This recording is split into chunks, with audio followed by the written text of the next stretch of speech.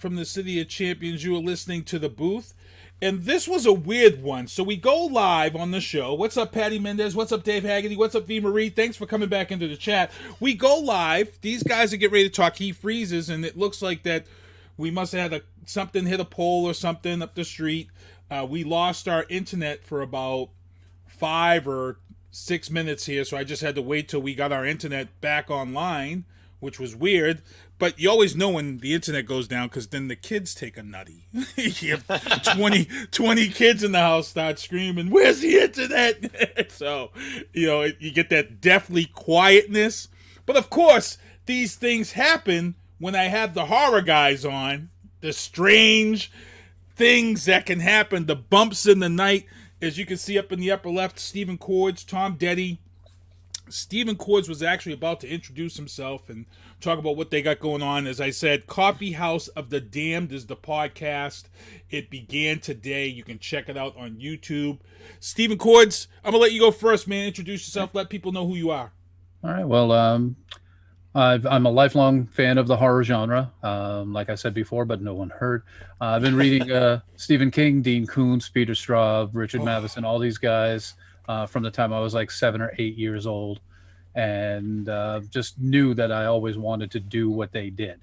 And I've been, doing it on and off for a long time, and then got to the point where my sons were old enough where they were basically able to take care of themselves. I was a stay-at-home dad for quite a while, and then I was able to focus on it and started taking some classes, putting a few things out there, and then COVID hit. And one of the biggest things that I really loved about the horror groups is the real community that exists, especially in New England. There's not a finer bunch of giving, caring, loving individuals than the people who write all these horrible things about monsters and zombies and things that go bump in the night.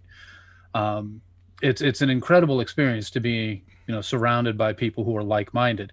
And we would do this by getting together and having what we called coffee houses, where writers would get together and read from their works and set up tables, and we would be able to network, and they would sell a few books. Fans of one writer would come in and be exposed to other writers. And we weren't able to do any of this under the quarantine. So we decided to go ahead and start doing it virtually, because Zoom meetings are the calendars that we use to set our lives by now. And so we set up a monthly Zoom meeting where we would have fans and writers get together and read. And after maybe 5 or 6 of these, it turned into a really fun event, and decided to maybe step it up a little bit.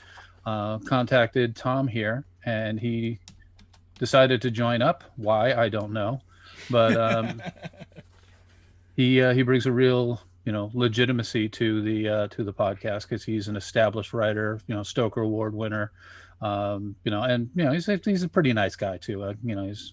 He doesn't suck to talk with. So that's where Coffee House of the Dam came from. Now, Tom, do you want to talk about why you're so legitimate? Sure. Yeah.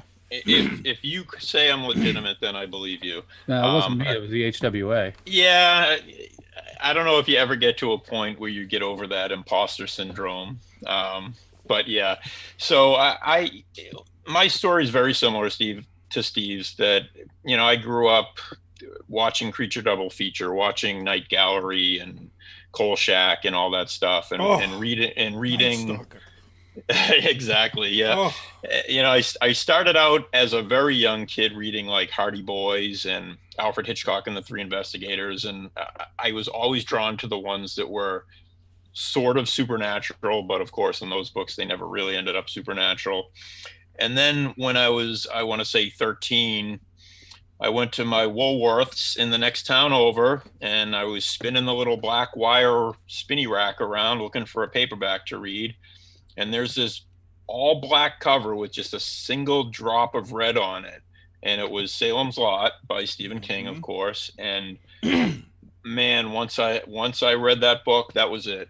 I knew that's what I wanted to do. I've been a huge Stephen King fan ever since. And, like I said, that was when I was 13. I'm not 13 anymore. But life gets in the way of your dreams sometimes. And I didn't really start trying to write a novel until about 1995 is when I actually started Haven, that ended up winning the Stoker. I wrote it on and off for about 15 years, and I finally said, I am going to finish this book, and I'm going to try to publish it. And it was one of those perfect storms where Cemetery Dance. Oh, thank you, Stephen. Not a problem. Nice. It's always at the ready. This is an amazing book, by the way. Get out there, get on Amazon, order it right now. Haven, Tom Deady. Thank you. So yeah, the perfect storm was that the publisher Cemetery Dance, who traditionally does the limited editions and very established authors, the Bentley Littles, the Stephen Kings and all that, they had an open call just as I got the manuscript back from the editor. And I said, well, I'm going to send it in. I love Cemetery Dance. I've been spending all my money on their books for years. And within a few days, Brian James Freeman emailed me back and said, hey, Richard wants to read this. Can you send the whole manuscript in? And that was it. A few years later, the limited edition came out, and Publishers Weekly gave it a starred review, and it got nominated for the Stoker Award. And I went to the Stokers, and I still can't believe I heard my name called and have that awesome trophy. And it's just surreal. And ever since then, I've said, this is the life I want. Unfortunately, I've been writing as much as I can, other than the shackles of my full-time job. So yeah, that's how I got here. And I love what I'm doing now. Nice. And, it's a horror genre. You talked about, Stephen, you talked about Massachusetts and New England being a hub for horror writers. And the funny thing is, a lot of people behind the scenes, but if you're in Hollywood, you know that horror and comedy writers are big in the New England area. A lot of graduates from colleges in Boston who write comedy have gone on to write for shows such as The Office, shows like 30 Rock. Some of the best comedy writers have also come out of New England, and some of these horror writers too. So my brother has been a big fan of horror, and I as well.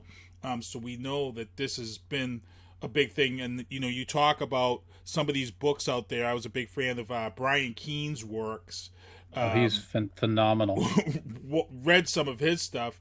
And there was another writer that was, other than Stephen King, there was another guy that I used to read. Dean Koontz. Dean Koontz was one, but I wanted to say, I thought it was Robert Ludlum. I'm not sure. Robert McCammon. McCammon, yes. Yeah. I read some of his stuff. We actually talked about him a little bit on yesterday's podcast. Yeah, I used to read a lot of the, anything that involved apocalypse or zombies. I was big in Swan Song. Yeah, Swan Song, yep. Big in sci-fi. There was one that was written that was vampires in New York City. Yes. That was actually in Los Angeles. That was a great friggin' book. That was a great book. And it's funny because I read a lot of these books when I was younger, and I remember you talked about Salem's Lot. I remember reading Salem's Lot. I think it was just before high school, because the film actually came out, I believe, in 84, 85 on CBS. And we were talking about this off air as to how far ahead that movie was. But I remember that book. I was in the school library, and the cover is what caught my attention, and I used that book for a book report. And I remember there was a whole big ado because of what was in the book, and the teacher who was teaching English wasn't going to let me read the book for the English report. Mm-hmm. Really? Because of the content, yeah. Right. Try going to a Catholic school and trying to sneak one of those in. Well, here's the thing. My argument was back then was, when she wouldn't allow me to read Salem's Lot because of the content, I said, well, this is high school. And I says, in junior high, you guys pushed us to read Judy Blume's Forever, which was 20 times worse than Salem's Lot. And she's like, well, I got no argument there. She ended up letting me read the book, So she wanted to make sure I had a good book report, and I was able to turn the book report in. And it was Stephen King. Oh my God, just the way he writes and is so masterful. And that's why, people talk about the fact that he's making all these movies over and over and getting all this movie money over and over again shows how timeless his writing was. Like, I'm still waiting for another adaptation of Cujo to pop up. I think that's another one that needs to kind of get redone. We've seen Pet Cemetery redone. I'd like to see Cujo. I think Cujo in this time period, in this era, I think Cujo would be great, especially where we've got this issue with dogs needing to be rehomed and things of that sort, animal abuse and things of that sort. I think that would be a great revisit right there. I think a very time we do right now is is The Stand. Yes, which is running right now on one of the streaming networks. I mean, they were planning that before the pandemic, which is really amazing. The predictive quality. I mean, like you look at we were talking again. I don't know if any of it went out, but we were talking about one of the real leaders in our community. This guy Chris Golden wrote a book that just came out. It literally was released last month, called Red Hands, which is about a pandemic. And he was working on this a year and a half, 2 years ago, when he first started talking about it. And it's extremely timely. It's bizarre, the synchronicity that can work out with these things. There's another one too. I don't know, Steve, if you've read Survivor Song by another local guy, Paul Tremblay, which is also about the aftermath of. That's my Paul Tremblay show. Basically, a pandemic that's with a hybrid of rabies that causes, and it's so prescient. Some of the scenes he puts in with these, random groups of. Flag waving people that don't believe in the pandemic, and it's very. When he wrote it, it was like, nobody's going to believe this. It's eerie how prescient that book is, and how much of it is mirroring what's been happening over the past several months. Right. It's funny you talk about that, because that just inspired me to remember an older movie, Dave Cronenberg, Rabid, with Marilyn Chambers as a horror movie star, which was another movie ahead of its time. Right. That was pretty much a zombie genre movie, but it was different. It was Rabid. If you people haven't checked it out, they actually made a remake of Rabid. But I haven't gotten a chance to see that. I've got to look it up and see if it's on Yidio and see if I can see the remake. But for those who don't know about this, what it was David Cronenberg. He took this risk and put Marilyn Chambers, the porn star, in this horror film, and it kind of worked. It ended up being this behind the scenes, low budget film, but it built a nice cult following. If you haven't seen it yet, people, Rabid, check it out. Patty Mendez is in the chat. Hello, Patrick Goldstone is in the chat. He just said Salem's Lot remains his most intense horror book read. Lisa Ann Hammond's in the chat. She says she saw the ad for The Stand, but she said she forgot which network. I love it because if you've got a Roku TV, if you just, or in Xfinity now, if you just search what you want to watch, it will take you to whatever app or whatever streaming service it's on. So I love the fact that you can do that now with these updated Roku TVs and things of such sorts. Plus it's giving all of these other films and TV series that you never would have even heard of, a platform. Well, the smaller filmmakers can actually get their stuff on Amazon Prime and on Netflix and find an audience. And it's great because right now, we've got a lot of people now that are taking over the horror genre that you would have never thought. Like right now, I was a big fan of Jordan Peele in comedy. Love him. Right. And he is turning out. I've watched his Twilight Zone redo. I've seen his films, and I was like, holy Christ, who would have thought that this guy who's been pounding you with this crazy comedy. When I first saw Jordan Peele making the movie Us, I was like, okay, whatever. I'm like, this isn't going to be. And I was like, wow, he just blows me away what he can bring visually and what he's done for black horror as a whole. It's not even, oh my God, it's just intelligent. And I can't wait. I can't wait to see more. I'm dying to see the Candyman remake, which was one of my most favorite horror movies of all time. And it's great to have you guys on because my mom, who passed away, my mom was a big horror movie fan, huge horror movie fan. My mom took us to see Carrie back in the 70s, and I remember people looking at us because we were all little kids at this movie theater. And the funny thing is my mom raised us with all these horror movies. She actually passed away on Halloween, which was unbelievable. And her angel number is 666, which is crazy. So whenever I see 666, I know that's her number, which is crazy. But it's just so funny because, like I said, my mom took us to see horror movies when they first came out. Omen. She made me read a ton of books, horror books. And I remember some of the earliest movies like Deranged, Last House on the Left, all of these cult. Oh wow! Classic. Horror. How old were you when you saw Last House on the Left? They took us to the drive-in when we saw that. We were at the drive-in when we saw that, and my mother and father took us to see a lot of things when we were younger that a lot of people today would cringe at taking their kids. I remember my dad taking me to every James Bond film. And back then, that was risque. James Bond movies were risque. Yeah. So, and my dad took us to see every James Bond, and my dad used to tell us what's in the movie stays in the movie. Because my dad was a huge movie nut, and he wanted us to respect cinema and what we saw, you know? Right. And it's funny, too, that it was so different back then, because I went on this kind of horror binge in October. I tried to watch a horror movie every night in October. And I was kind of digging deep at times to find something, you know, I hadn't seen before, hadn't seen like Yongery? Not like Yongery. There was a movie that came out in the 70s called It's Alive. Yes. You guys remember that? Yes. The Island of the Alive. Yeah. With the babies. Two sequels. Yeah. It's funny because, there's two sequels. I didn't know there was the third one or the second sequel, but I looked at the date that came out because I vividly remember sitting in the theater, Granada Theater in Malden, where I grew up, watching It's Alive. And when I look at the publication of the release date, I was like 11 when I went to the theater to see that. Like, who lets an 11-year-old in to see that? But that's how it was back in the 70s. So.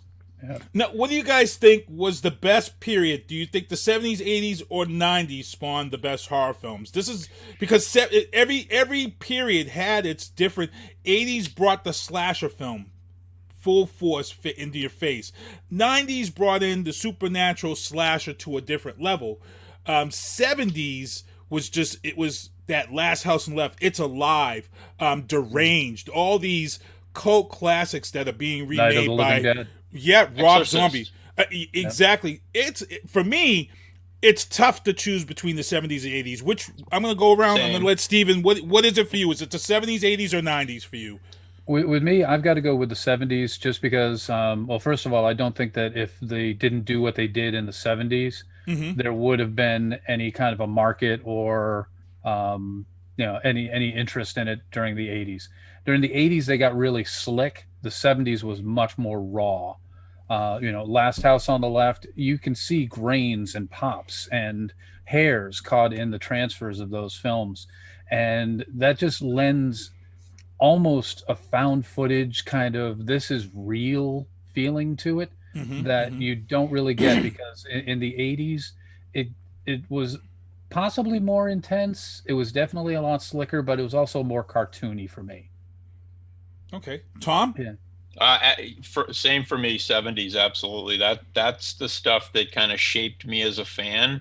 And it's funny, you mention the real gritty stuff like The Last House on the Left. And there's another one that's exactly in that same vein, like a kind of revenge type movie. And the name just jumped out of my head. Hills Have Eyes was one of those that came out. That was one. Texas Chainsaw? I Spit on Your Grave. Spit on Your Grave. Yep, yeah, on Your Grave, yeah. And Texas Chainsaw. So there were those really, pretty violent, risque, I guess is another word for some of the ones like Last House on the Left.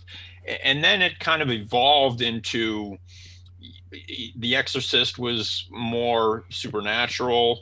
And then you even get into the early slasher. My favorite horror movie of all time is the original Halloween, which was 1978. So it really had everything. And I agree, Steve, to your point, the technology got better in the 80s, and they got slicker, but I don't know, they were missing that kind of gritty, grainy reality that some of the earlier 70s movies had. So definitely 70s for me. Yeah. John Carpenter really captured what that essence that, like you said, that when that Halloween came out, that was that was just unbelievable. Just really set the tone from music to just filming. The lighting was just crazy on that. Yep. And I know a lot of people don't consider Jaws horror, but Jaws is They're wrong. The perfect movie. There's nothing I would ever change. Not a single line of dialogue, not a single camera shot. I watched that and I'm fascinated by every aspect of that movie. Which is why no one's ever taken the chance to remake it. Which Please should don't. stay that way. No one will ever take a chance of remaking that film. I hope that not. is a perfect film from beginning to end. It is. Steven, you were going to say something? I was just going to point out that it wasn't just like the real violence or anything in the 70s films, because one of the things that got to me and really affected me the most was in the Texas Chainsaw Massacre. There's the scene where Leatherface comes out from behind that door and just grabs that girl, drags her off, and the sliding door slams. Yep. Mm-hmm. Hooper kept that shot. He just focused on that door for maybe a second and a half, 2 seconds.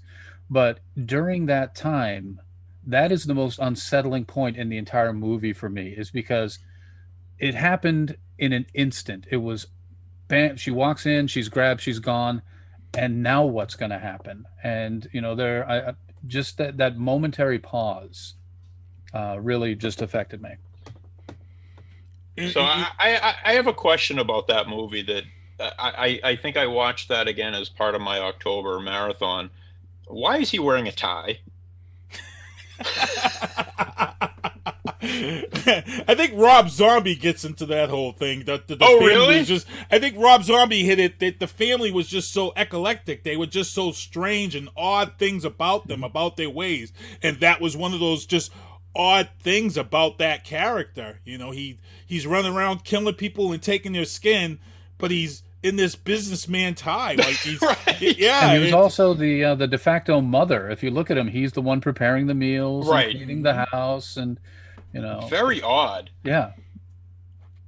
And what are you guys' thoughts on guys? Like, we've got these guys now. You've got the Jordan Peels now. Rob Zombie, who is from the Boston area, another Boston guy. Rob Zombie has done very well with horror production. There are some people out there that have a lot of hate towards Rob Zombie as a director, and I don't know where the heck it comes from. I find his films to be very, very well done. And I think he pulls from that 70s genre. When you go see a Rob Zombie movie, you start thinking about The Last Houses on the Left, the I Spit on Your Graves, because that's kind of where he's pulling from, is that 70s genre. And I love it. I think his films are great. I just wanted to know if you guys thought where all this hate comes from in some of the horror world against him. I enjoyed some of them. I do think I'm not into like super over the top gory violence. Mm-hmm. And I think he pushes that envelope a little bit. I didn't mind his Halloween reboot, even though it's my favorite movie and I hated to see anybody remake it. I thought he did a pretty presentable job with it. It's a little bit of a different take. I don't have hate for him, but his stuff just isn't always for me. Mm-hmm. Yeah. Steven? I would pretty much, this is really boring, I guess, but I completely agree with Tom there. Some of the stuff that I've seen, it's very interesting. House of a Thousand Corpses was interesting, but I think he does push the envelope for the sake of pushing the envelope. Right. Which, that really doesn't interest me so much, because I'm looking at it from a writer's perspective as well. Mm-hmm, mm-hmm. Just having somebody who does gross stuff so that you can put gross stuff up on the screen. Eli Roth, for example. Oh, yeah. That really doesn't make much sense to me. And, the concept of paying money to be entertained by watching people suffer without reason or without cause. If it's incidental, then it doesn't interest me. If it's part of the story, if it is, and that's why I think some of the better stuff that he's done have been the remakes, Right.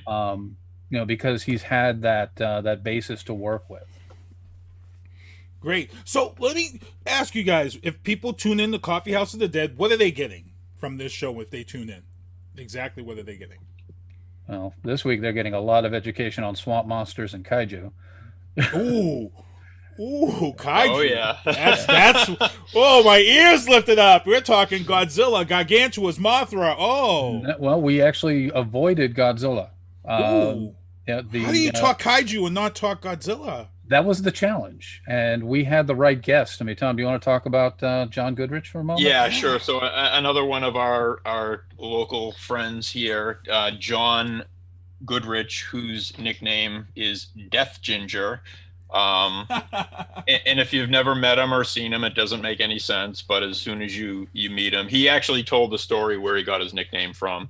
But anyway, yeah, he is a bottomless pit of kaiju knowledge, and I was humbled talking to him. He was rattling off movies I never even heard of, and I have a list right here from last night's podcast. Ooh, test me! I gotta see, because I think I've seen almost every kaiju movie, and one of the things that I was happy with is that they finally certified Majin as a kaiju.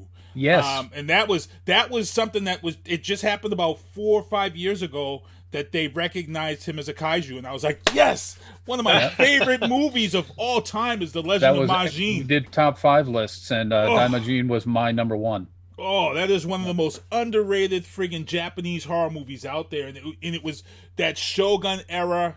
Oh, it was great. I got to see what you guys got that a lot of people may not. You have your list there, Steve? Yeah. I've got, so Yongari was one we talked quite a bit about that I have not seen yet. Okay. It's a 1967. I assume, Steve, is that Japanese or Korean? No, that one's Korean. Korean, okay.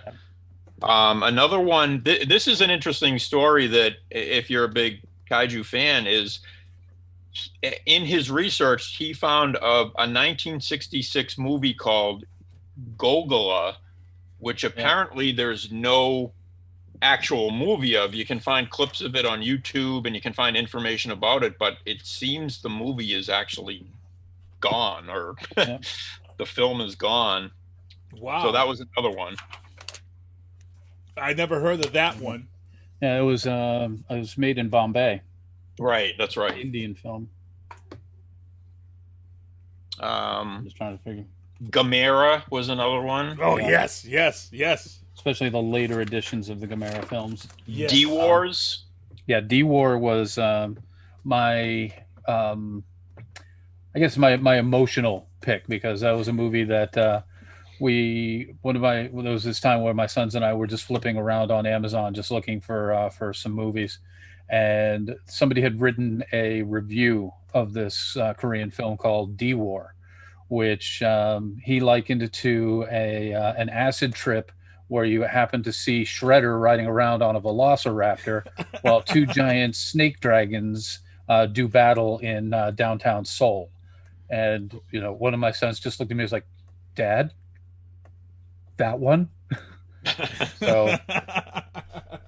But you mentioned my number 1 already, War of the Gargantuas. Yeah. Oh, the words get stuck in my throat. And actually, a Scooby-Doo episode actually used that song in the Scooby-Doo movie. And a lot of people that were big fans of Japanimation caught it. And it became this big... So if you're ever on YouTube and you haven't seen it yet, go on the YouTube, search Scooby-Doo, Words Get Stuck in My Throat, and they have a singer there, and she actually sings that song. And for anybody who's a fan of kaiju and War of the Gargantuas, when you see this, you just die, because it's like, oh my God, that is Russ Tamblyn. He was one of the American staples of Japanese kaiju movies before, after Raymond Burr made his appearance in '55 in Godzilla. Mm-hmm. But Russ Tamblyn was the only American. You saw him in almost all of those kaiju films. But War of the Gargantuas was just that whole Cain versus Abel type brother versus brother storyline brought to the kaiju, I think was really super intelligent. It was just Actually, let me ask you a little trivia question then, Keith. Did you know that was a sequel? Yes, I did know it was a sequel, and to be honest, I never saw the first film. Frankenstein Conquers the World. Oh, I did see Frankenstein Conquers the World. Yep. I did supposedly a tissue sample from Frankenstein when he was running around the hill region. He cut himself or something, and that's where the brown gargantua grew from. Mm. So yeah, it is if you see the original Japanese versions, it's made pretty. The actual Japanese title for it is War of the. War of the Frankensteins. Gotcha. Okay. Yeah. Before it became Americanized, and that Yep. was, to be honest, that was one of the ones that Creature Double Feature used to Yep. show Absolutely. constantly. I used to sit inside when 1 o'clock hit. If War of the Yep. Gargantuans was on, I was in the house. If Destroy All Monsters was on, I was in the house. If Godzilla versus Smog Monster, any Godzilla was on, I was in the house. You know, it kept me in the house every Saturday in front of the TV. It was just a great, great atmosphere to be around in the 70s and 80s. Godzilla's Revenge is actually one of my most favorite films of the Godzilla series, just because of the fact they introduce, you know, this whole thing with Godzilla's personality and having a son and all that stuff. That was, you know, it was a little far fetched, but I liked it because it was campy and fun in a different sort of way. Yeah. But I really like what they're doing with the American Godzilla right now, and I'm really super excited to see what they're gonna do when they bring this Godzilla versus King Kong, because we've got a serious bidding war going on right now. The rights to that film originally was going to be to Netflix, but now HBO Max has now seen what they can make off of streaming movies directly now, and HBO Max has offered a ton of money for the rights to King Kong versus Godzilla. So people, hang tight. It's yet to be announced where this movie will show up, but I'm pretty ecstatic about that. I'm pretty ecstatic that the world of Pacific Rim also exists in the world of the kaijus. So that right there just opens up the realm of Pacific Rim's production company, Legendary. I'm seeing some great stuff come from them once COVID opens back up. But again, it's going to come down to HBO Max or Netflix for this Godzilla versus King Kong film, and it's probably going to set the record for a movie signed to a streaming company under this whole COVID thing. I'm watching it because I'm a big fan. I'm a geek of that stuff like that. I'm kind of a fan when it comes to things like that because it changes how we watch things. And, you know, even though everybody beat the hell up out of Wonder Woman 84, the streaming numbers were through the roof. And it just goes to show you that people will support watching movies at home before going to a movie theater. Most people have bigger TVs now, you know. So that home experience is almost the same as going to a film, you know, a movie right now. So, and you don't have to pay $12 for a small popcorn. Yeah. You can microwave one pack out of the pack of 3 you got at Dollar Tree. You know, and drink my oat milk. And, you know, I sat there on Christmas Day and I watched Wonder Woman 84 on HBO Max. You know, it wasn't the greatest film of all time. It was entertaining. But again, it was nice that I sat here with my stepson and it didn't cost me $150. Yeah, we watch it New Year's Day. That's funny. So it is entertaining. So for you guys with this podcast and where you're going, so you're going to try to feature guests every week and different topics every week? Because I'm already liking the show. You're already coming out with kaijus and things like that in the first episode. Man, I'm pretty happy. Yeah, so one of the things Steve really wanted to do with the podcast, and I'm in total support of it, was to try to get, this one was kind of exploratory. We went with the kaiju stuff, and we've got other, other plans to do like top 5 lists to just spark some conversation. But one of the main focuses is really to get some of the bigger name authors on and start promoting up and coming authors. Gotcha. So, we've got some potential big guests in the pipeline, hopefully. And we want to get them on. Obviously, they're welcome to promote their own work, but we really want to start shining the light on people who really need to be more famous than they are, because there are some tremendous writers out there, and it's just hard to get any traction. A lot of people aren't reading them, and hopefully if we can get some of these guys to mention their names on the show, maybe they'll catch on, because their work needs to be read. Yeah. And if I could just take a second to actually do that. Yeah, sure. One of our last actual event, we had a collection of the authors from a New England horror writers anthology on. It's called Wicked Women. This is the cover here. Ooh. If you guys want to go out and find this one. These are all New England women authors. And Tom and I, we feel there's one person who's in here whose story completely blew both of us away. I mean, the when we got together to talk about this before we actually recorded the readings, both of us were just like, "Did you read that story by Morgan Sylvia yet?" Yep. There is a story in here by Morgan Sylvia. Let me just Silver Heart. Silver Heart. It's a coming of age story of a young werewolf. Ooh. And it is one of the most beautiful, interesting, creative, very unique that I've ever read. She had another story in a previous New England Horror Writers anthology, Wicked Witches, that basically did the exact same thing, just completely blew every reader out of the water. She's got one novella and I believe one novel out there right now. But if you guys go up into Amazon and look for Morgan Sylvia, she is an amazing author who definitely. The name of her novel is Abode. That's it. Ode by Bloodshot Books, and I don't know what the name of the novella is. I haven't read that one yet. Yeah, but she needs an audience. She does. Just like you said, Steve, beautiful lyrical writing, but a very unique. It's hard to take the werewolf genre and do something new with it. And man, she nailed it. It is just incredible. I wish it was a novel. Yeah, I wanted more. Wow, great stuff. Oh, we got people in the chat. Ken Diesenhoff asked, "Have you read 1984? Catcher in the Rye makes Salem's Lot look like Little Women." He said he feels that Cujo doesn't really translate well to the screen. I think it does, Ken. I think you can make Cujo translate well to the screen.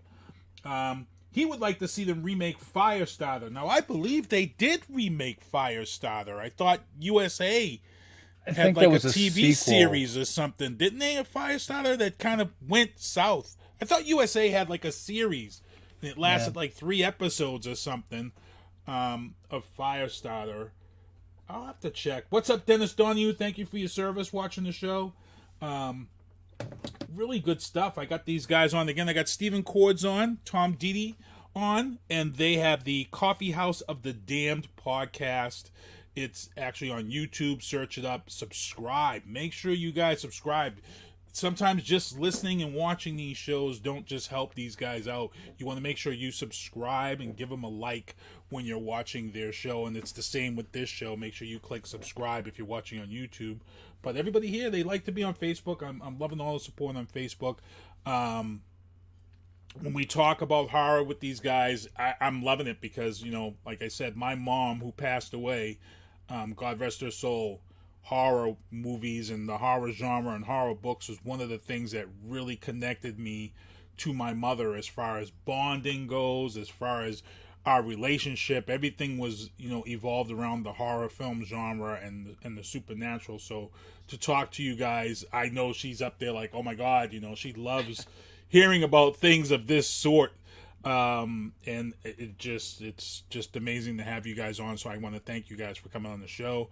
Thanks for having us. Before we get out of here, I'm going to let you go around the horn and give out your social media and how people can follow you and find you. If you're on Instagram, if you're on Twitter, I'm going to start off with Stephen first.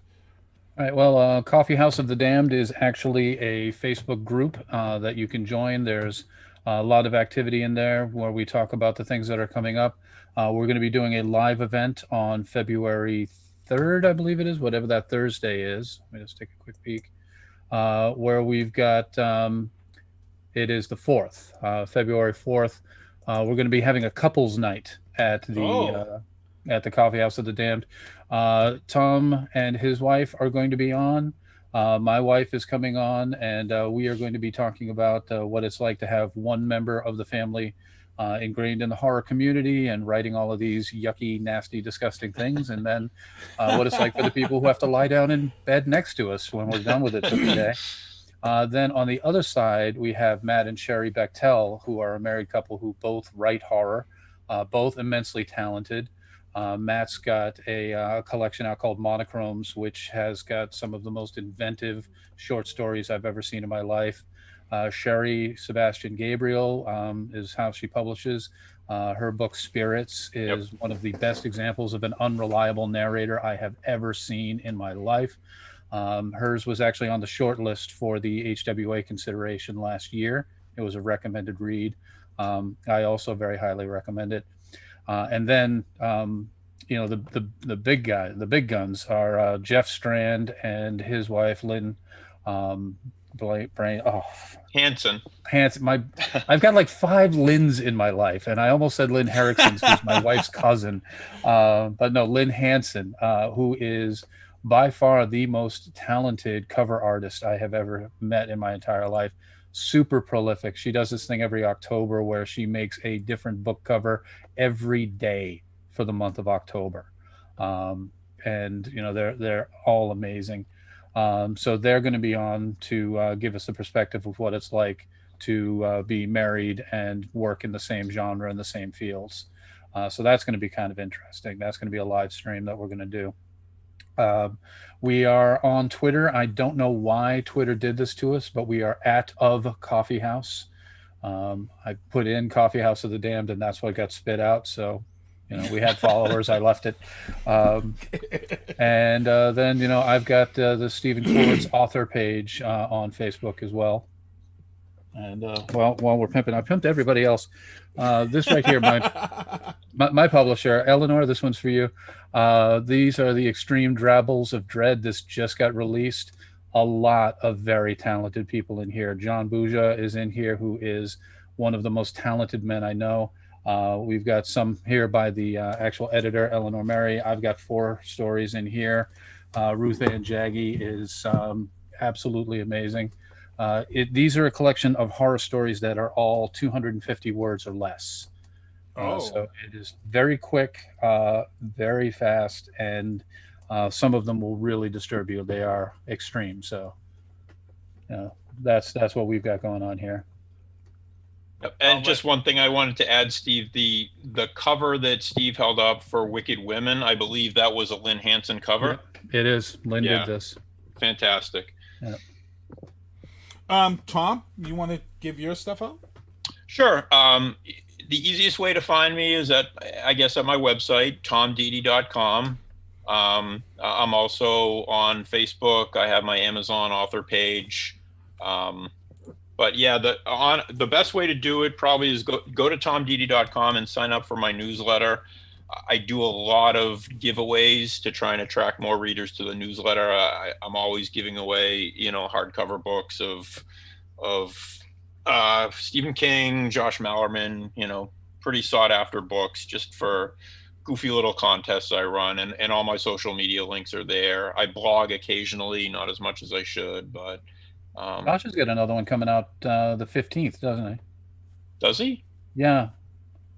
There's a cover of like looking up at a house from. That's actually a re-release of. Oh, okay. It's a house at the bottom of a lake. House at the bottom of the lake. Yep. Yeah, that came out in 2017 originally. I can't remember who published it, but I guess the rights flipped, and that was one of the. I think it was a 4-book deal he signed. Yep. So they're re-releasing that one. Yeah, that's a good. His stuff is very unique. Every book is completely unlike the other, and there's no, he hasn't written a vampire book or a ghost book. It's all very, very original. Mm-hmm. He wrote Bird Box, Keith, if you know who he is. But his books are all so different, and they're just so good. He is my favorite 20-year overnight success story. And he's a great guy. So. Oh, he's awesome. Yeah. I have one person in the chat, Lisa Hammond. She mentioned her fave movie is Ju-On, which is funny to mention. I'd like to see if you guys do a show on that. Japanese horror. There's a lot of Japanese horror out there that's great Japanese horror that translates over into American films, and a lot of people don't realize that these actually American films actually came from those Japanese horror successes. Japanese and Asians do horror a bit differently, which is why I'm a big fan of them. One of my most favorite zombie apocalypse films and shows right now. I was a huge fan of Train to Busan. I thought that was just a perfect zombie horror movie. It almost had me actually crying at the end of that film with the father. And then, shot. Yeah, and then Kingdom on Netflix just blew me away. The aspect of taking the zombie apocalypse and putting it into the political aspect of the Shogun Empire society, and how the elitists now have to work together with the poorest of the poor, because you knew back then that society of royalty, of Shogun royalty, you were beneath dealing with anybody below you. And the fact that you have to work together in this zombie apocalypse, there's really no automatic weapons. This is just muskets and swords.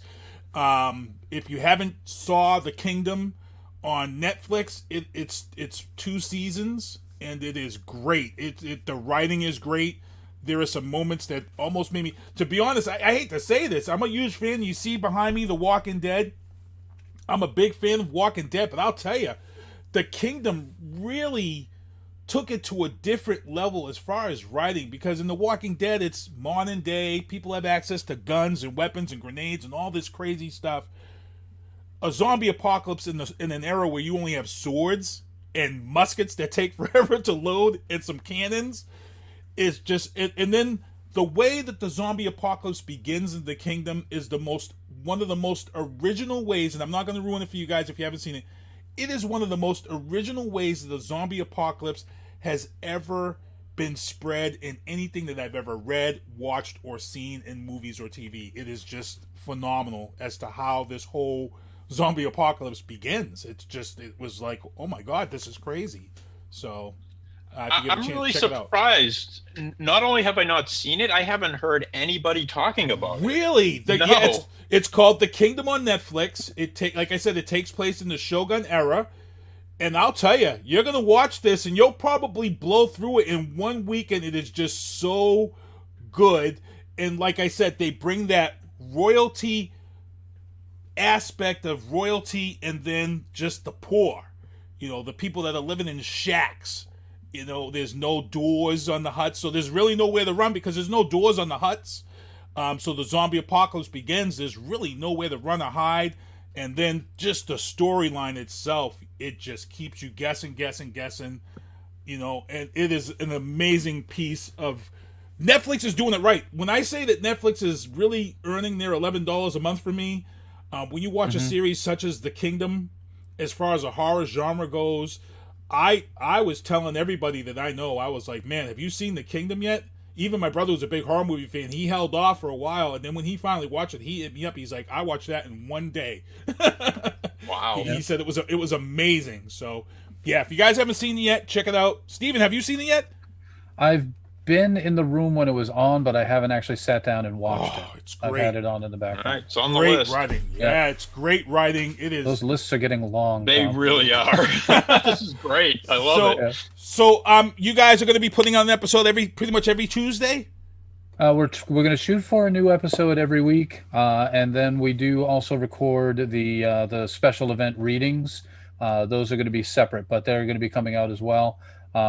Those generally go about 2 hours, so we're probably going to cut those in half. So those will be out twice a month. Nice. So I want to thank you guys for coming on. 6 episodes. Well, I want to thank you guys. 6 episodes. Okay, sounds good. So I want to thank you guys for coming on the show. Stephen Cords, Tom Deady. Guys, check them out. Again, the name of the podcast is Coffee House of the Dam, Tuesday nights on YouTube. And what I'm going to do here is I'm going to put a trailer on, let these guys go, and then I'm going to be back to finish out the show and do my topics for the show this week. But again, guys, thank you for coming on the show and Thanks hanging for out having with us. Thanks. Great chat. Thanks for having us. The following conversation is real.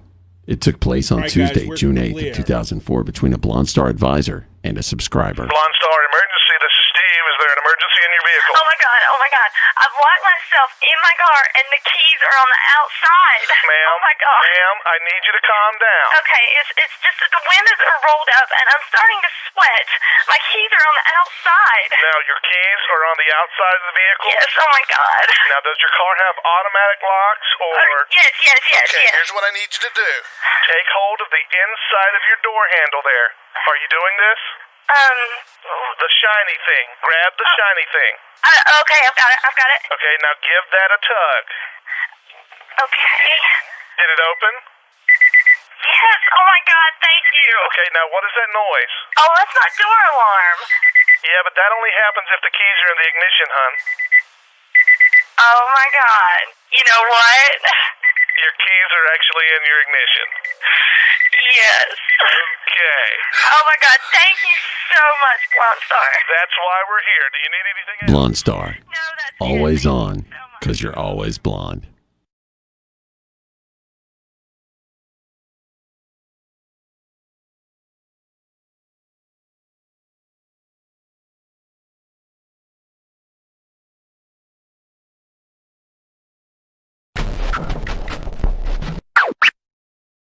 I am not crazy. I'm just a little emotional right now, okay? Y'all throwing all this stuff at me, man. But after this is over, could I get a hug from you or something?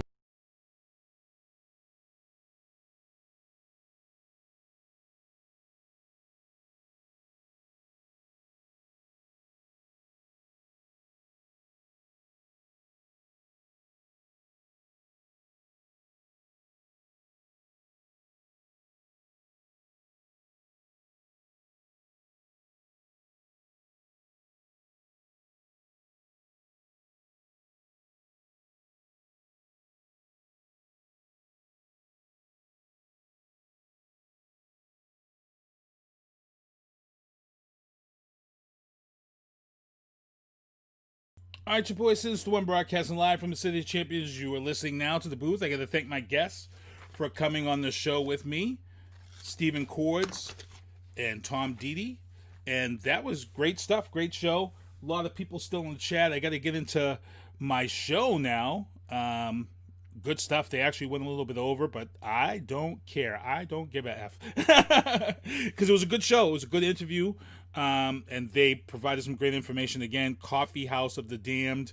It's on Tuesdays on YouTube. You want to make sure to check them out.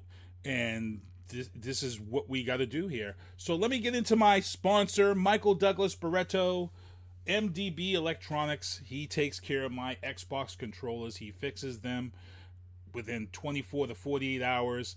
Great price, one price. Anytime it goes bad, I send it back in. He fixes it for nothing. Also, Rebel Rom, that's my cousin's clothing company. You want to make sure to check her out at www.rebelrom.com. It's a clothing company. She's also got some accessories, some bags, and things like that. rebelrom.com.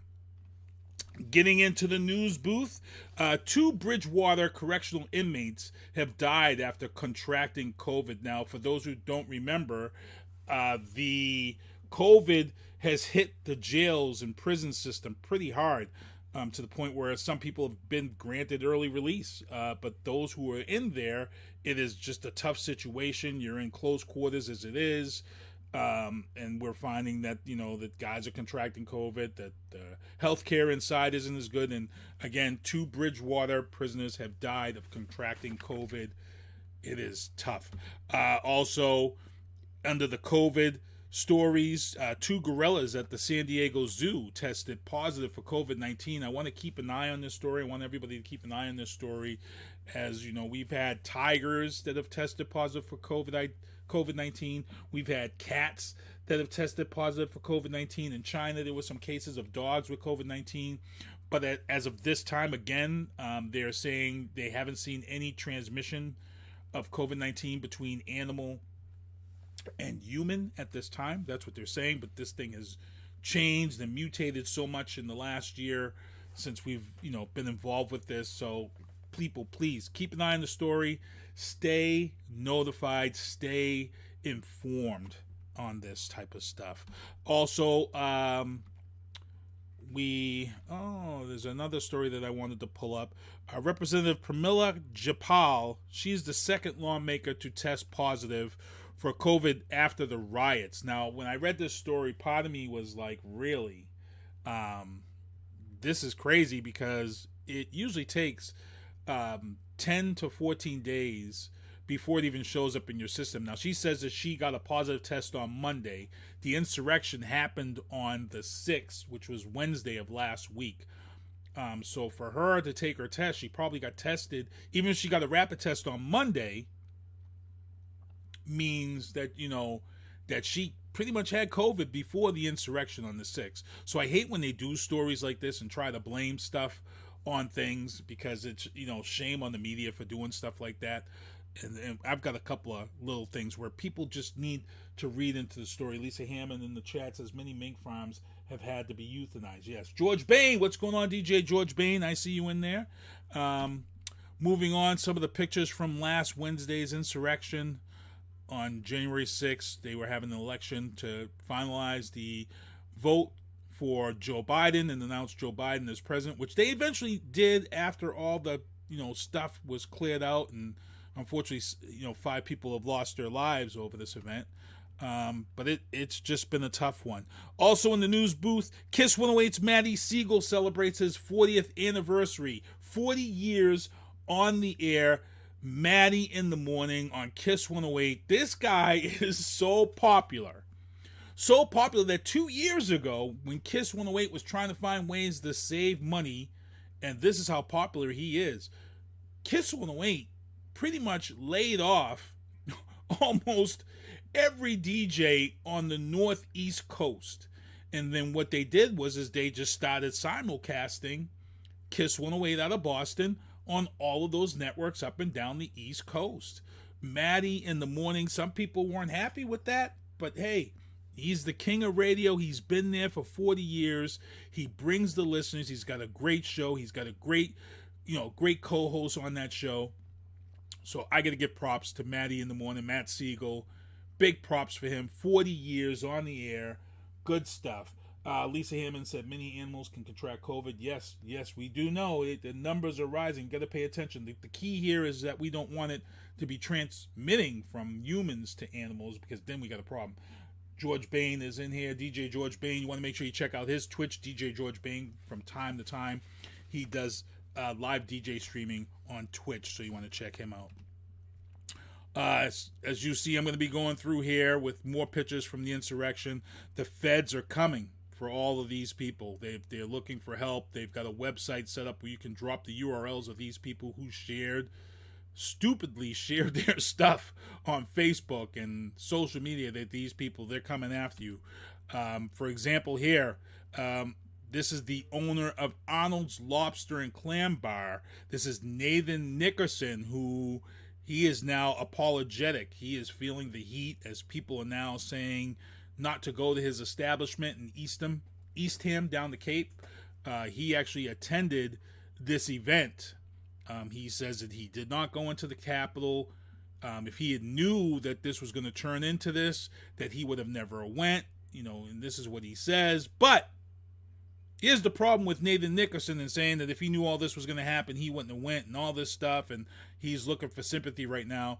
This right here is a picture of Nathan on January 6th at the D.C. Capitol. If you guys look real closely at the picture right there, that is Nathan with his face covered up, his Trump hat on, and he's got his hat and his shirt. His shirt says Civil War, January 6, 2021. So you make your assumption. You make your decision on that. Thank you, George, for dropping that link in the chat. People, you make your decision. He's asking for sympathy because he knows his restaurant is about to get murdered. But here's my thing, people. I don't think his restaurant is going to lose any business. You want to know why? Because 74 million people voted for Donald Trump. 74 million people voted for Donald Trump. And we saw all the people who were at the Capitol on the 6th. Now, a lot of these Trump supporters are now turning around and they're saying it's all Antifa and BLM who was there on the 6th. No, it wasn't. Stop it. There may have been a couple sprinkled in, but a majority of them people last week were Trump supporters, period. Everybody that the feds are naming right now, and I'm going to go through the list, they're all Trump. Not one person has been Antifa or BLM. So here's the problem here. Nathan Nickerson went there with one thought in mind. I think wearing that shirt says it all. There's nothing nice about using the word Civil War. We all know what the Civil War was about. We all know what the basis of the Civil War was about in this country. So when you wear this shirt to an event that President Trump was telling everybody, we're going to fight, we're going to take back this country, people were there, and trust me, I watched the news. I saw all the Confederate flags flying. There's people in the state that were inside the Capitol with Confederate flags. Craziness. So this gentleman here, he's crying. He's a little upset now that his business may take the heat. I don't think his business is going to take the heat, because I think what's going to happen is the people who support that rhetoric are going to support him. Even though someone like me or somebody else who doesn't agree with what he's wearing and the fact that he went down there, and we're going to say, hey, we may not go to his business. Trust and believe me, out of that 74 million, there's some people here who are going to go and support his business because they have the same beliefs as him. Trust and believe me on that. So I don't think his business is really going to go anywhere, especially in Eastham down the Cape. That's a money town. So again, this is another gentleman that we're going to talk about. The feds are beginning to round up those who were involved with the insurrection last week. They're at 160 people or cases that they're going to drop. Now, for some of these people here that you're seeing in the pictures, like Jacob Chansley, who's pictured right here, the feds are rounding these people up quick. Why? Because their charges are small. Some of these charges are trespassing, entering some place that you're not supposed to enter. The feds and them have already announced that the bigger stuff is coming. The people who they think might have started this whole thing online behind the scenes, people who coordinated transportation, all of that stuff is coming. These people that you're about to see here, these are the little guys. They're looking at stuff like being put on the no-fly list, their lives turned upside down. As you can see here, Jacob Chansley, he went by some other name. He's some wannabe actor, but he was brought in. Jake Angley, he got picked up and he was singing like a songbird. Said he was invited at the request of the president. I don't know if that's true. That's what he's saying. But if you watched the president over the last couple of weeks, he did invite people out and this and that. And some of these people, in their minds, they think that they was requested, and that's what they're going to think and say. So who knows? But moving on, he was picked up.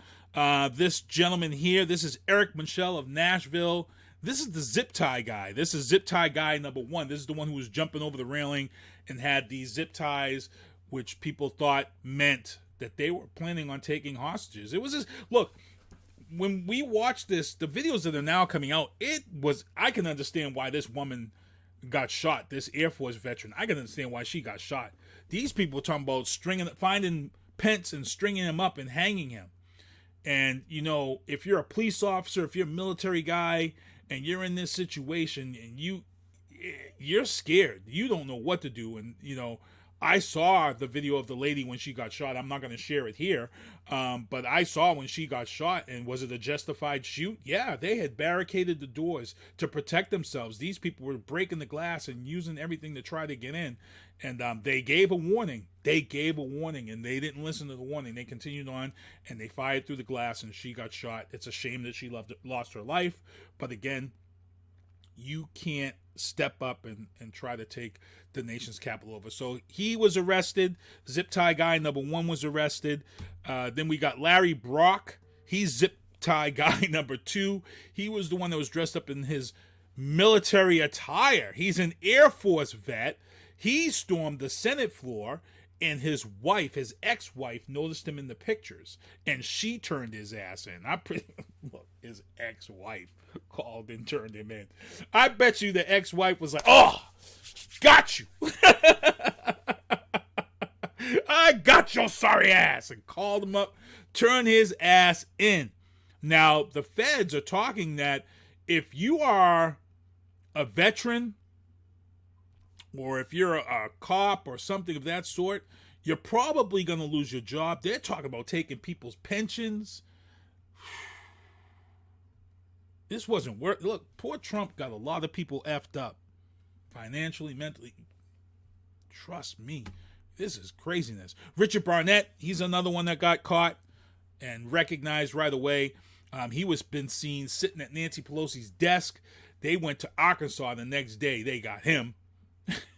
You know, and like I said, a lot of these people got put on the friggin' no-fly list. There's videos of that stuff going on, and it is just sheer craziness. And I'm going to show you some videos. This is a video coming up. I'm going to show you this video right here. This video is of West Virginia lawmaker Derek Evans. Derek Evans, they came to his house the next day. They was right there, the feds. As soon as they noticed him, boom. I got a little video you to show about that. This is Derek Evans right here on the booth. Trump! Trump! Woo!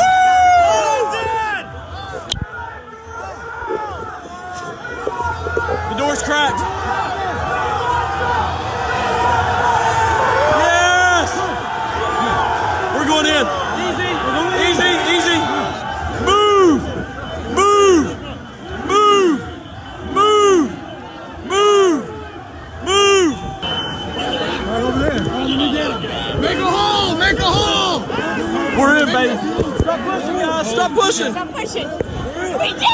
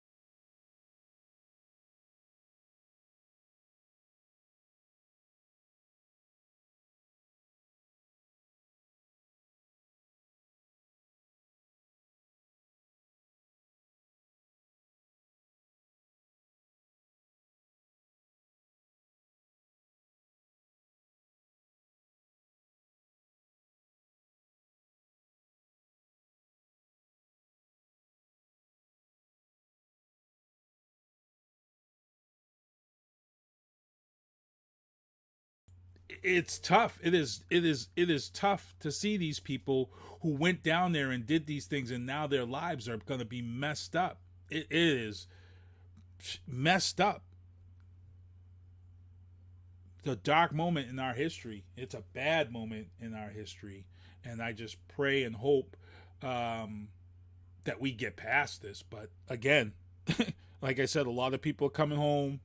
You're now on the no-fly list. Your business is taking a hit. And also, guess what? If you work for the government, and anybody will tell you this, if you work for the government and you end up on like a no-fly list or anything like that, you're probably going to lose your job. Because once you've lost your clearances, you can't work. So if you work somewhere like doing payroll for like the Navy or the Army or something, you in this office building, guess what? If you've been added to the no-fly list, you're done. Because I've known people who've almost lost their jobs just for having bad credit working for the government. So imagine being, Ken Diesel has hit me up asking if I'm watching MSNBC. He's saying there's blood in the water right now. I'm on the air.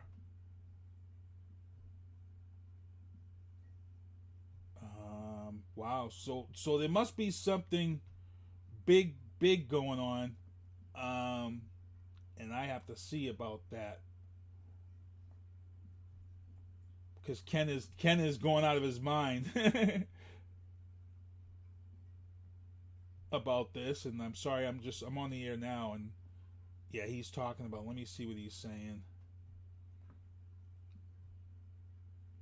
Oh, he's saying a bunch of GOP staffers went full diesel on Trump, so I'll have to check that out when I get off the air and see what's going on here. But I got to get this show rolling along here. Also, let's get into the Parler app. Actually, before I get into this discussion of the Parler app, I got to show you guys another video. This is a video of Trump supporters and their reasoning behind this. And while I show you this video, I'm going to try to check and see what Ken's going off about, because Ken is just blowing up our chat.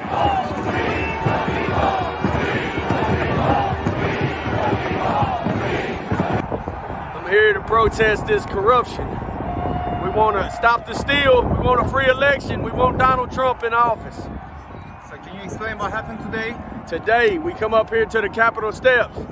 Tried to get in the Capitol. They started gassing us and macing us. We kept trying to hold the line and go up to the state capitol. We want to be heard. That's all we want to do is be heard. Nobody wants to listen. They want to gas and mace us. Well, go ahead. What's going to happen, do you think, after that? I don't know. I think they stopped their vote in there. They evacuated it, what they said. So I don't know yet. I hope they overturn this and at least give us some days to find out about the corruption and prove what happened.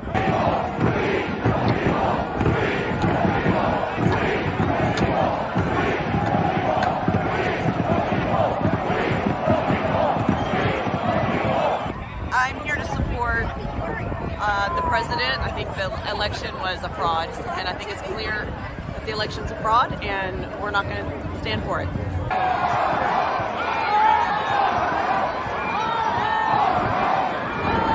What are we here for? To stop the steal. And what happened today?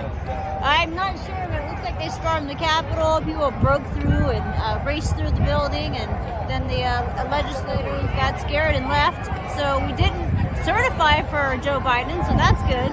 I don't know what happened because I can't get any source. I can't get any internet on my phone. But I think patriots are really standing up. I'm super happy that they're standing up, and people are really pissed off because we know how much cheating took place. If he would have won fair and square, I think we would be fine, but we can't let them overthrow our country.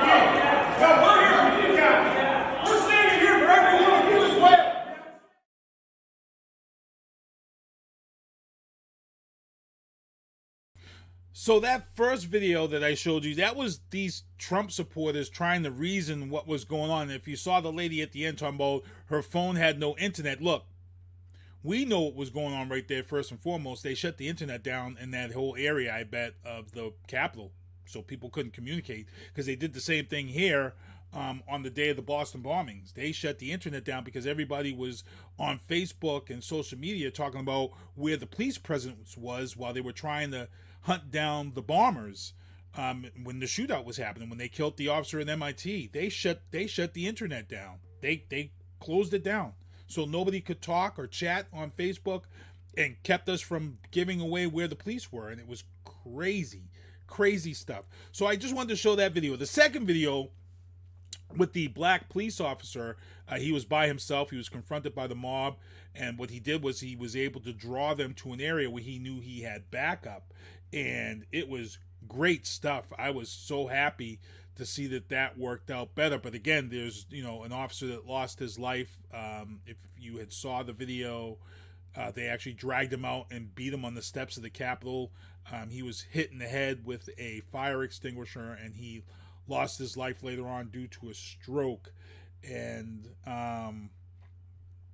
it's just a sad video, a sad story, and it wasn't anything that I want to share.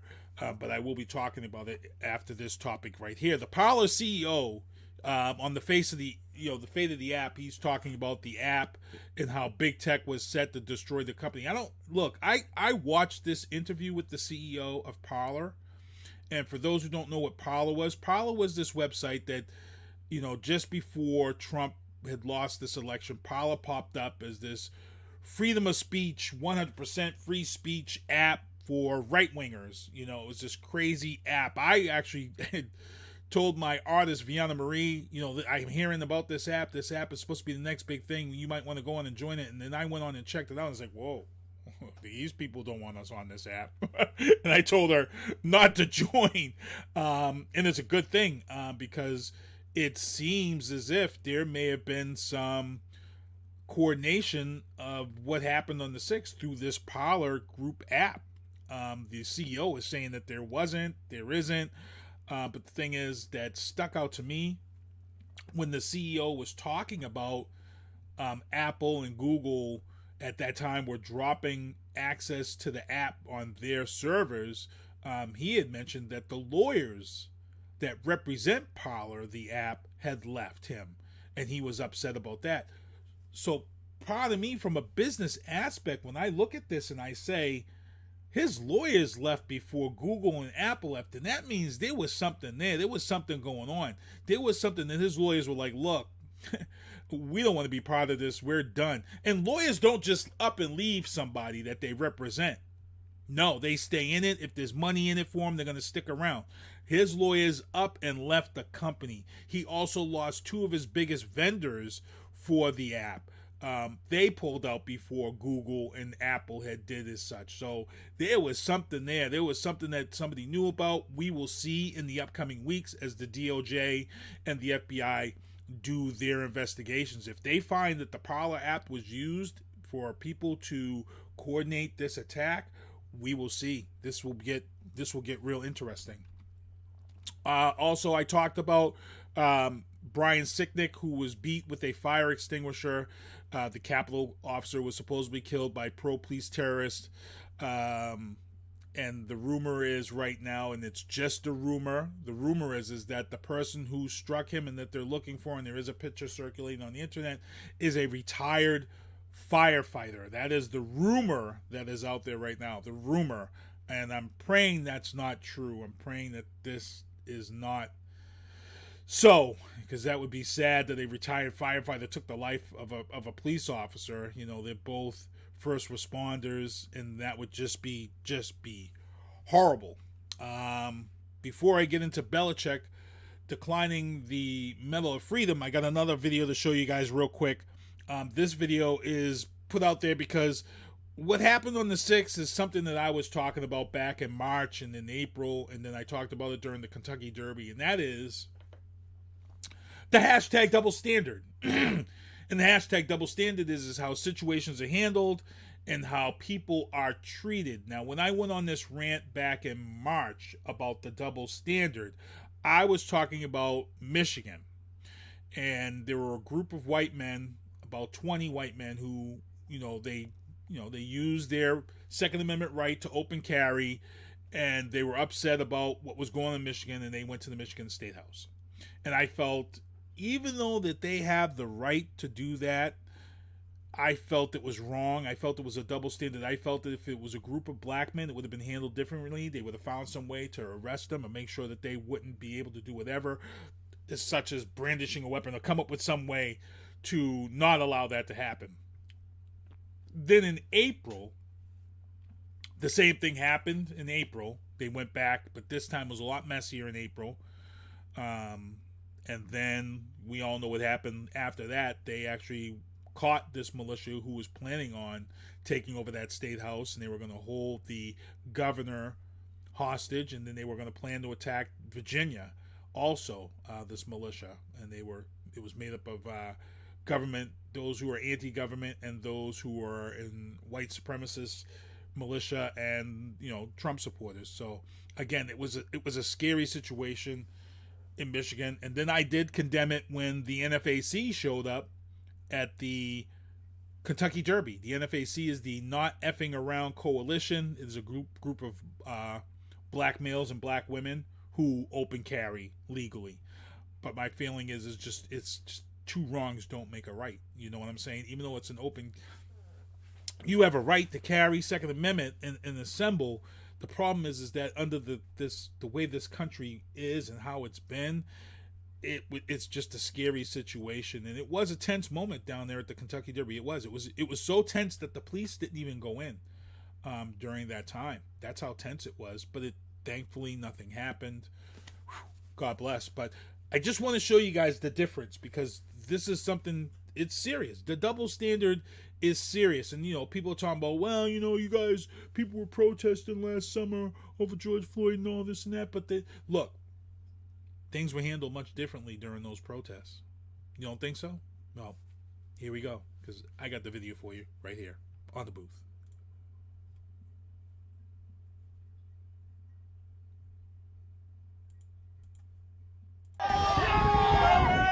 Police are squabbling with protesters. Oh, there we go.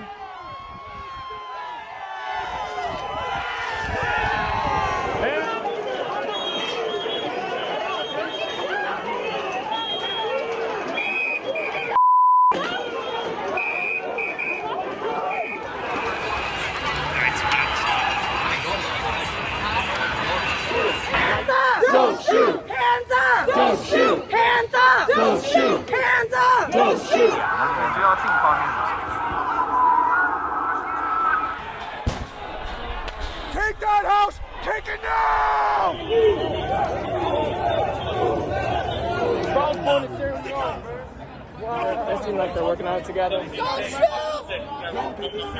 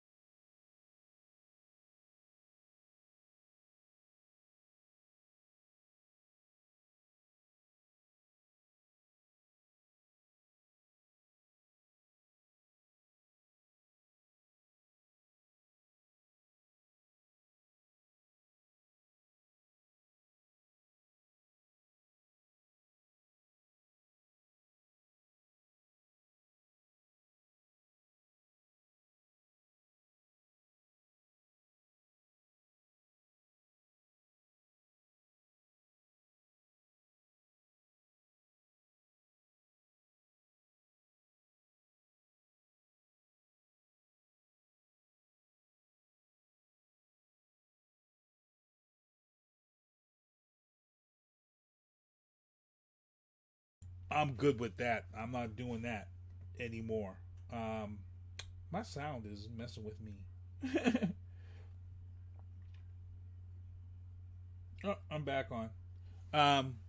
Yeah, I'm not messing with that. So, Trump was supposed to get the Medal of Honor. Supposed to get the Medal of Freedom, actually, from President Trump was supposed to give it to Bill Belichick. And Bill Belichick had to think about it. And you know what? Bill Belichick did the right thing. He turned it down. He said, after pretty much all this racial injustice and the discussions that they've had over Zoom with his players, he felt that it wasn't right to take this. I think this was a political, strategical move. Even though the Patriots aren't going to the Super Bowl this year, I think President Trump thought that he was going to use Bill Belichick as a pawn in this BS. I really think that. I really don't think that Trump was about to give him that presidential medal because he felt he earned it. I think it was all political strategy, and I think it just blew up in his face because Belichick was like, look, Belichick is smarter than that. Belichick he's a fan of political strategic, strategies and military stuff. So he's not a stupid guy. I think Bill Belichick knows that he was being played as a pawn in all of this. And he was like, look, first of all, you're not going to play me in this. Not after what happened on the 6th. So you can keep your Medal of Freedom. Should have pulled a rock on him. Just say, you want to take that Medal of Freedom, shine it all up, and stick it up your candy ass, Trump. That's what he should have did. What's up, Paul Forrest? That's what he should have did. Moving on in the sports booth. Alabama fans go nuts in Tuscaloosa after celebrating the national championship. If you watched the game last night, God, Jesus, stayed up to watch a friggin' shellacking as Alabama beat Ohio State 52-24. It's their 18th national title. It's Nick Saban's 7th national title. And it was a whooping of epic proportions. Craziness. And look, I don't know where Alabama's going to go from here, but they have got a lot of chips right now. And then they were partying in the streets like no tomorrow. So COVID is going to be way up in Alabama in 2 weeks. Trust and believe me, you're going to see it. Also in sports booth, the COVID Browns. The reason why COVID Browns is because most of their coaching staff and a majority of some of their players were out due to COVID. Everyone had pretty much written this Cleveland Brown team off as they had to go to Pittsburgh, where they haven't won for 17 games straight. Haven't won for 17 games straight. Guess what? The Cleveland Browns go in there, and in the first quarter, they drop 4 TDs on the Steelers, and then take the rest of this game to the house and put the Steelers to bed. Upsetting the Steelers and moving on, giving them their first playoff since 2002. 18-year playoff drought. Damn, that's a long time. I know how that feels. So the Cleveland Browns will be moving on this week in the playoffs. Also, Tampa Bay advanced in the playoffs. Seahawks got bounced. And I also watched the Bears-Saints game on Nickelodeon. It was the first game to take place on Nickelodeon. It was very entertaining. It was great to watch with your kid. I watched it with my stepson. Every time they kicked a field goal or an extra point, they had SpongeBob between the goalposts. That was pretty cool. When they showed replays, they put all these little cool animations in and things of that sort. But Nickelodeon dropped the ball on this game. Nickelodeon, we were all waiting for the money shot at the end of this game. We wanted to see who was going to get slimed. Now, Sean Payton, head coach of the Saints, if they had won, he agreed to get slimed. But because they spent so long doing their on-field interviews after the game, Sean Payton was able to sneak away, and the kid Lex, who was doing the sideline reporting, was not able to get the slime down on the field so they could slime him, which would have been great, which is something that definitely should have happened. If you're a Nickelodeon network executive, you were probably BS that money shot didn't happen, because that's what everybody was waiting for.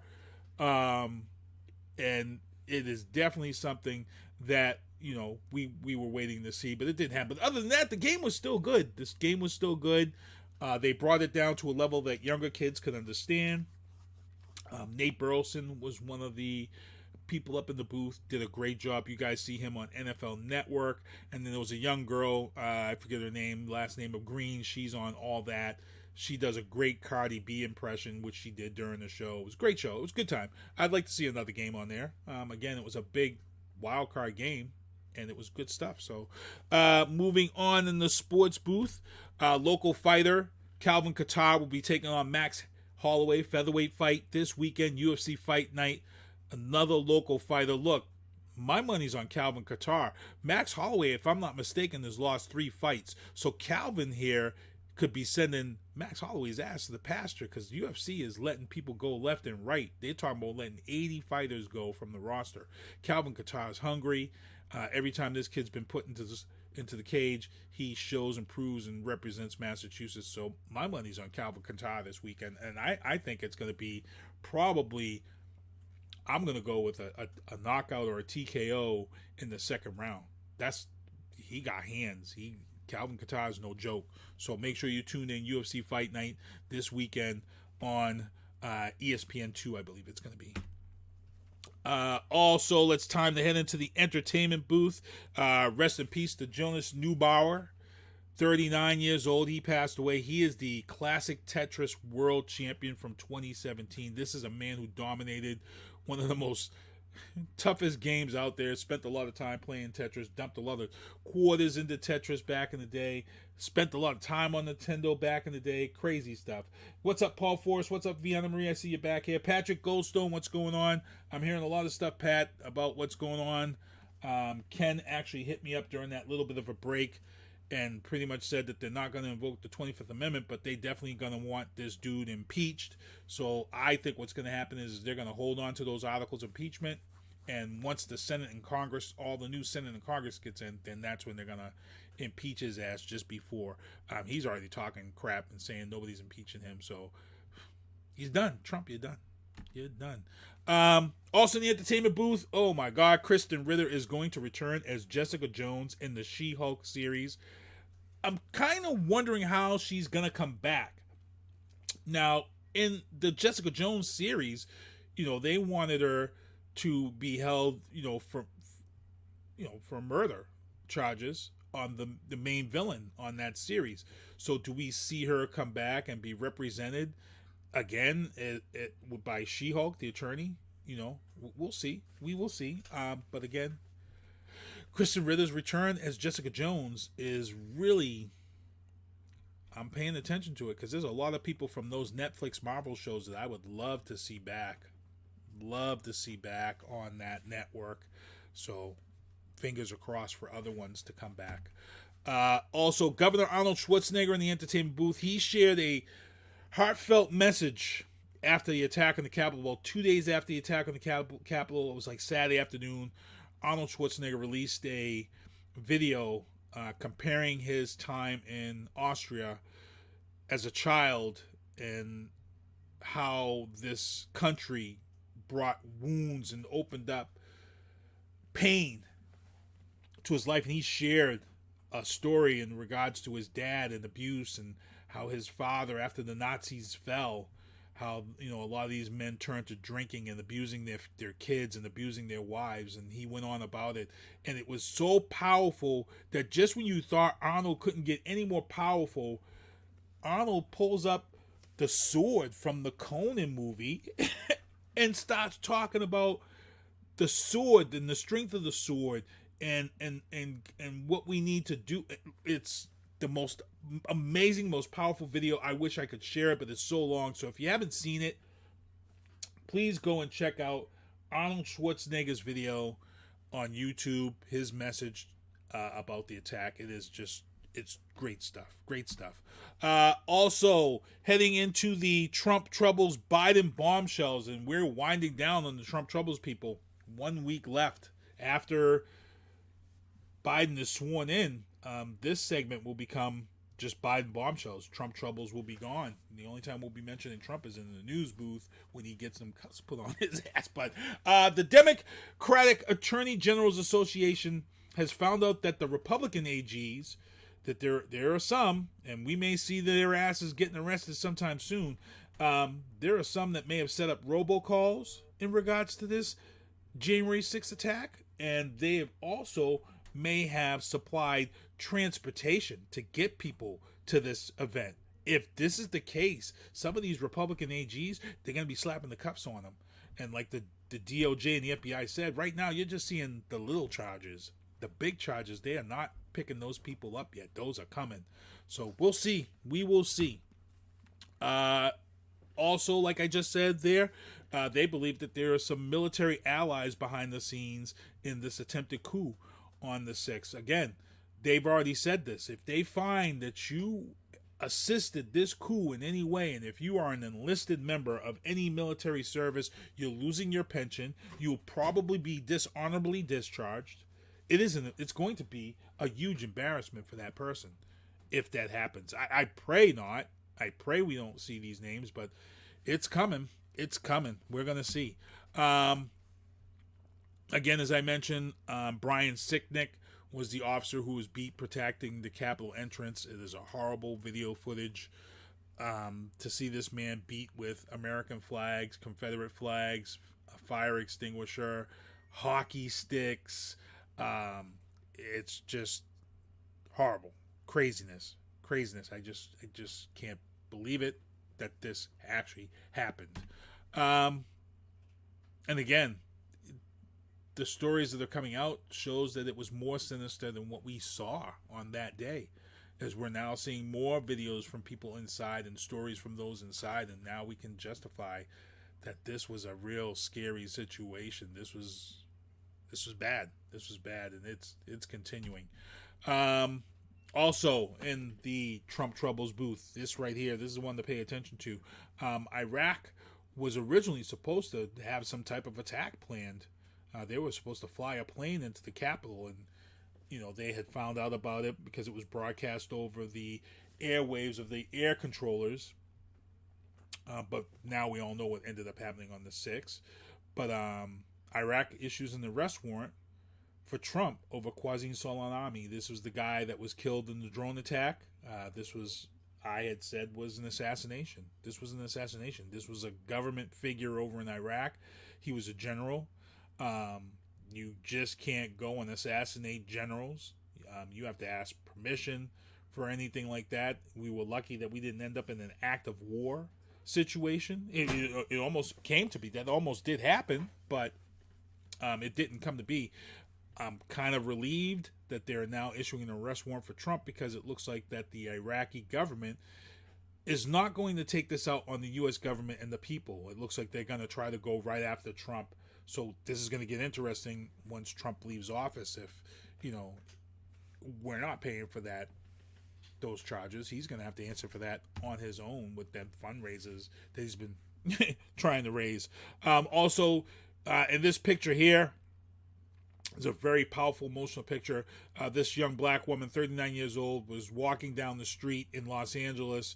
She came upon a group of Trump supporters without masks. This was the day after the insurrection in LA, and she was wearing a mask, and they began to harass her and tell her to take off her mask, and she refused. When she refused, she tried to walk away. Again, they told her to take off her mask. She turned around and flipped them off and says, "Put your mask on."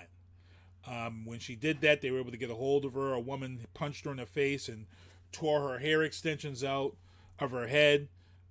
This mob was about to do bodily harm to this woman. And in this picture, as you can see, and I want to explain it because this man in this picture who was with this group, he's not attacking her. This one lone guy snatched her up and said in her ear, "You've got to get out of here. I'm getting you out of here." And this man right here dragged her off to safety and got her away from the mob. And that just speaks volumes. Like, like we've said, a majority of these Trump supporters were ready to do harm, but within some of these Trump supporters, like I said, there's a lot of people coming to their senses and realizing, wait a minute, I just can't, there's just some stuff that I'm not about to do, and it's just not right. So again, this is a very powerful picture. If you haven't seen it, this is the gentleman who probably saved this woman's life. And I'd like to see where these two people are, maybe 3-4 years down the road, and see. It's a great story. And that's it for the booth.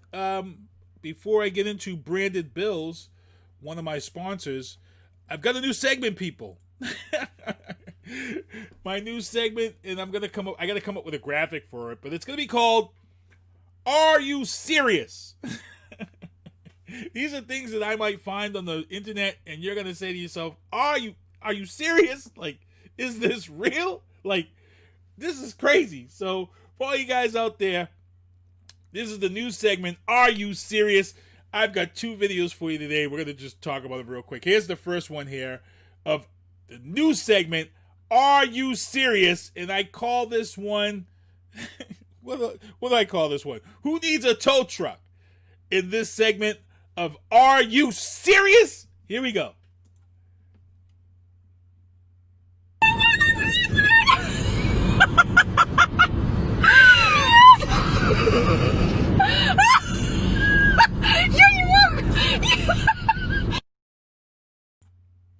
Are you serious? Who how do you think, who thinks of that? Who thinks and says, well, my rear axle, I've got an issue. I'm just going to go rent a trailer, a tow trailer from U-Haul, flip it backwards, put the wheels on the tow trailer, and drive down the street. Are you serious? Are you serious? Oh, man. Oh, I need the graphic for this. I've got to design the graphic and come up with this. All right, in this last of the Are You Serious news segment, here's another video from Christmas morning. Definitely overseas, definitely not in America. It's over in England or the UK or something, but pay attention to this. This is Christmas morning. Are you serious? I call this one Stroke Me. Oh, Kristen's behind.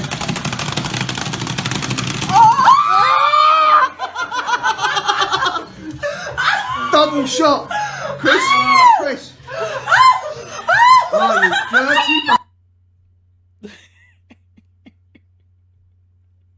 Hold on. Let me pull this up again. Are you serious? Christmas morning? Really? Hold on. Let me just pull this up again for you guys. Oh, Kristen's behind. So if you look real carefully, on the other side of this paper, there's a little boy here. What? Double shot. There's a little kid there. Hold on. I'm going to rewind it back.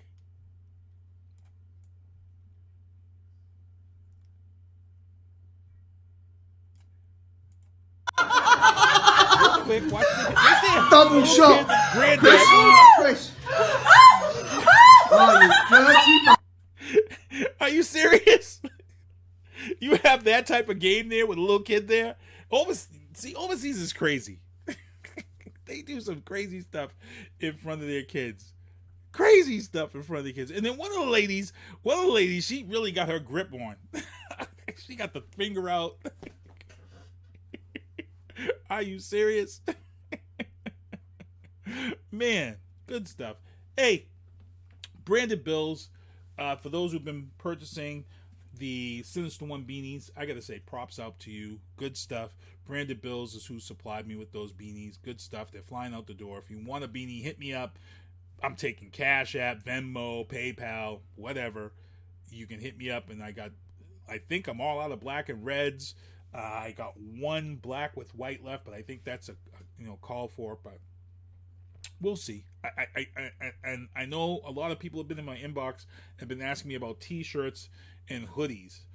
So I'm going to move forward and I'm going to get some t-shirts and hoodies. My dad actually asked for a t-shirt versus a beanie. So when your dad asks for a t-shirt, you get a goddamn t-shirt. So, but again, those are the beanies right there. Like I said, I believe the black and reds are all gone. I think there's only one white and gray left.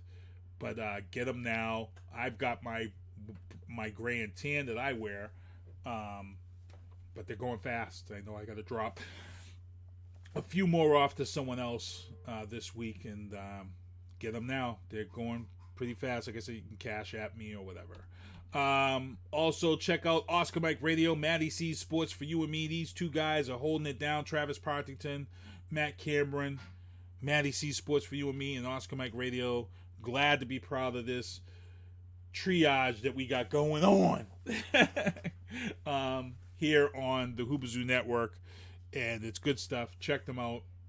Travis has been holding it down. He's had some great guests on the show. So has it Matty C, and I'm expecting big things from these guys in 2021. Also, again, my sponsor, Michael Douglas Barreto, MDB Electronics. Great stuff. And I got to give a big shout out to someone that helped out this week, Happy Hour with Lito. Happy Hour with Lito. Check out his podcast. He's got some great stuff going on. And hopefully he's watching tonight. I'm going to try to help him out with his show. And he's going to actually watch a live show next week being produced and get some tips. But other than that, I got to thank everybody for tuning in. I got to mention big up to Viana Marie. She's got some new merchandise that she's selling. So you want to check out Viana Marie at www.vianamarie.com. And tune in next week. Next week's show is the let's see, today's the 12th, so it'll be the 19th. I don't think I have a guest scheduled for the 19th, but I do know. Oh, yes, I do. The 19th, yes. The guys are on. Ken Diesel, R Squared, they will be back on the 19th.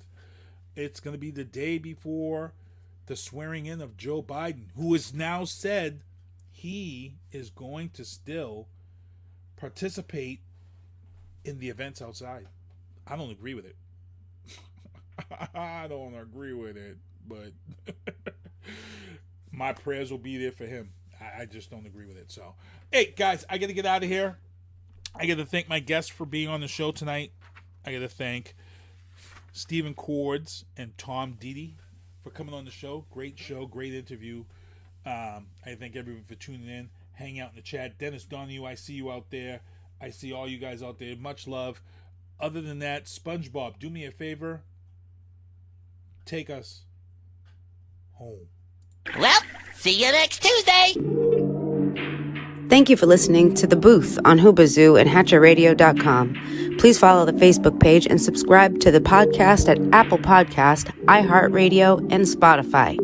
The Booth is a Sinister One production hosted by Sinister One. I've got to start hanging out with friends that are a little more intelligent and understand politics and stuff. It's just that I'm up on this level up here, and all my friends are down here. Me, nah. You guys, nah. Maybe a little more down in here. Screw you guys, I'm going home.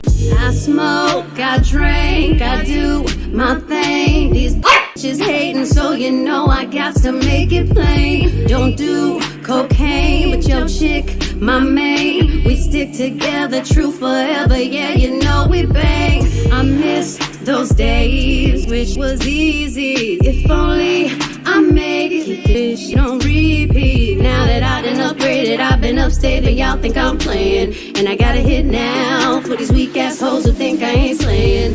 Try me, and I'll probably end up laughing, cause I never back down. I'm that chick with a clean ass whip, I don't need that shit, I got my own now. I get hurt, I get tired of fussing, fighting, guess I gotta crack down. Don't mess with me, cause on everything I'ma have to bring the whole city out.